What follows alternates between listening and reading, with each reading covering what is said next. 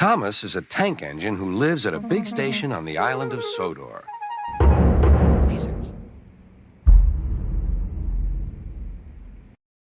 He's a cheeky little engine with 6 small wheels, a short stumpy funnel, a short stumpy boiler, and a short stumpy dome.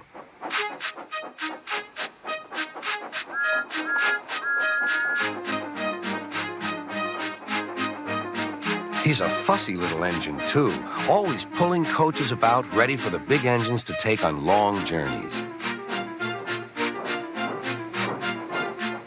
And when trains come in, he pulls the empty coaches away so that the big engines can go and rest.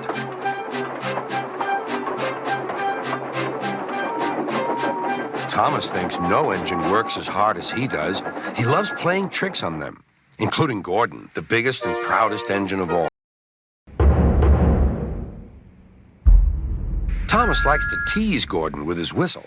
"Wake up, lazy bones. Why don't you work hard like me?"